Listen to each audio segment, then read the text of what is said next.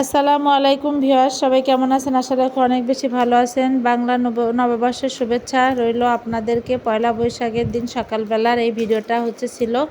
তো যাই হোক, সকাল সকাল আপনাদের ভাই বাজারে গিয়েছিল, কিছু সবজি, মাংস, মাছ এগুলো কিনে নিয়ে আসলো। কাটা বাছা করলাম, ধুলাম, পরিষ্কার করলাম।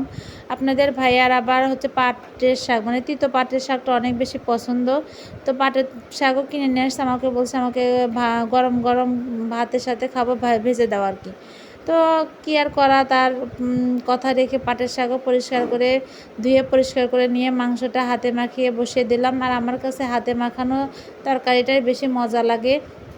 আপনারাও চেষ্টা করবেন যে আসলে হাতে মাখানো রান্না কিন্তু অনেক আসলে মজা।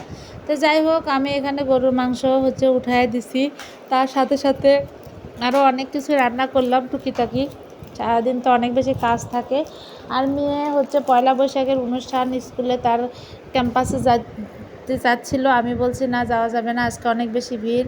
তো বলতেছে তাহলে বিকেলে আমাকে নিয়ে ঘুরতে বের হয়ে আম্মু। আর আমার এখন আর বাইরে যেতে তেমন ইচ্ছা করে না। তো কি আর করা, বাচ্চা অনেক বেশি জেদ করে, কখনো মানে বোঝাতে চাইলেও সে বোঝার চেষ্টা করে না। তো বলতেছে আমার বান্ধবীদের আমি হোয়াটসঅ্যাপে কল দিচ্ছি, ওরা আসবে, ওর আম্মুরা আসবে, সবাই মিলে একসাথে বের হব এবং চা কফি বাইরে থেকে যাই পারি কিছু খেয়ে দিয়ে বাসায় আসব। আমি তখন বললাম আচ্ছা ঠিক আছে, তাই হবে, তুমি তারপরে স্কুলে যাওয়ার দরকার নেই, যেহেতু আমি সাথে যাব। পরে আমি রান্না বান্না তাড়াহুড়া করে শেষ করেছি, দুপুরের মধ্যে রান্না শেষ করে আবার রেডি হয়ে একটু বিকেলবেলা বাইরে গেলাম। আর বৈশাখের দিন মানেই তো বুঝতে পারতেছেন কত প্যারা, মানুষের কত ভিড়, গাড়ির মানে জ্যাম, জ্যামে বসে থাকা অনেক বেশি বিরক্ত লাগে। এখন আর ওই রুমের মধ্যে থেকে বাইরেই বের হতে ইচ্ছা করে না। বাচ্চাকে স্কুলে প্রাইভেটে নিয়ে যেতেই হয় সবসময়, তার বাইরেও অনেক সময় থাকতে হয়। একটা দিন ছুটি পেলে মনে হয় যে রিল্যাক্স করে ঘুমাই, কিন্তু এই যে বাচ্চাটা শুনবে না কোনোভাবেই। তো যাই হোক, রান্না বান্না শেষ করে ডুব গোসল করে মানে ছোটো মেয়েকে খাওয়ালাম। তারপরে দেন চলে গেলাম আপনাদের বৈশাখে অনুষ্ঠান আজিজুল হক কলেজে। ওখানে কিছু সাংস্কৃতিক অনুষ্ঠান মেলা তো ছোটো বাচ্চা একটু আনন্দ পাবে, সব মিলিয়ে ভাবলাম তাহলে ঘুরেই আসি, কি আর করা। তো আপনারা কে কোথা থেকে কিভাবে বৈশাখ উদযাপন করছেন অবশ্যই একটু কমেন্ট বক্সে জানাবেন। আপনাদের ফাতেমা আপুর কিন্তু যাইতে ইচ্ছা করে না, কিন্তু বাচ্চাদের জন্যে অনেক কিছু করতে হয় আসলে, মানে মন না চাইলেও অনেক সময় অনেক কিছুই করতে হয়, কি আর করা। তো যাই হোক, আপনাদের ভাইয়া আর যায়নি, কারণ যেহেতু ভাবিদের সাথে যাওয়া। আর আপনাদের ভাইয়া বাসায় রিল্যাক্স ঘুম পারলো অনেক আরাম আয়েশ করে। একটা সময় তারাও অনেক বেশি এনজয় করছে, যেহেতু উনি রাজশাহী ইউনিভার্সিটির স্টুডেন্ট। বৈশাখ মানে তো রাজশাহী বিশ্ববিদ্যালয়, অনেক বেশি আনন্দ উৎসবমুখর পরিবেশ, মানে ঈদ ফিল হতো সবারই। তো যাই হোক, এখানে আমি রেডি হয়ে চলে গেলাম। আমার মেয়েকে ছোটোটাকে বললাম লাল একটা ড্রেস আছে, ও পরবে না। তো যাই হোক, ছোটো বাচ্চা ও যেটা ফিল করে, যেটা কমফোর্ট ফিল করে সেটাই পড়ুক, সমস্যা নেই।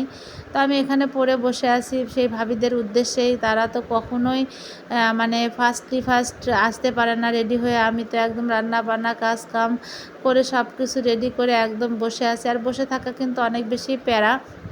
তবে ভাবিরা আস্তে আস্তে প্রায় 5টা বাজায় দিছে। তো ওই সময় যায় আর কি ঘুরবো, কি করব। তারপরে গেলাম, অনেক বেশি রাগ হলো।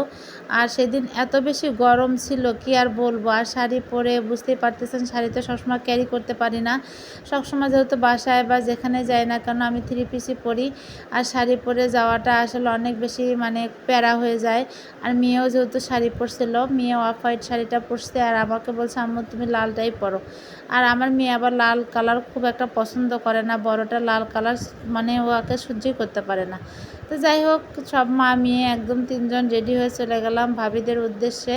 তো ওদের সাথে ওখানে মানে গিয়ে দেখা হলো, ভালোই লাগলো। ভাবির মেয়ে আসলো, ভাবি অনেক ভালো মনের একটা মানুষ। তো যাই হোক, মেয়েরা 3জন অনেক বেশি আনন্দ করতেছে, বাচ্চাদের আনন্দ দেওয়ার জন্যই যাওয়া।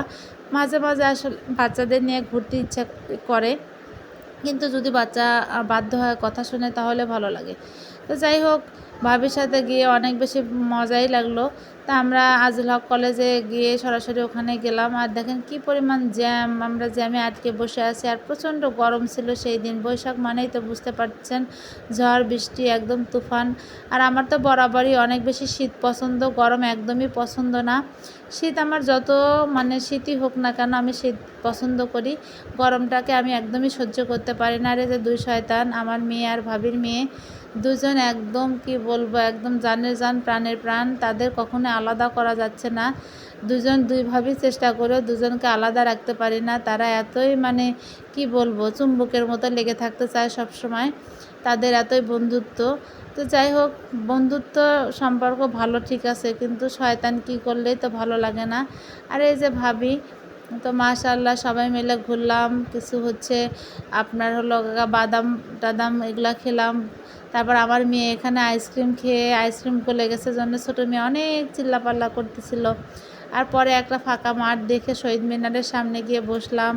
তারপরে ওখানে বসে বসে আমি আর ভাবি মেয়েদের নিয়ে পড়াশোনার বিষয়ে কিছু গল্প করলাম, যা আপনার মেয়ে কেমন পড়ে, আমার মেয়ে কী করতেছে, এগুলো নিয়ে আর ভাবিদের যা গল্প হয় আর কি, দুজন মনের মধ্যে যা আছে সেগুলাই বলতেছিলাম। তো ভাবে আসলে অনেক সুন্দর, আর অনেক সুন্দর মনের মানুষ, আলহামদুলিল্লাহ।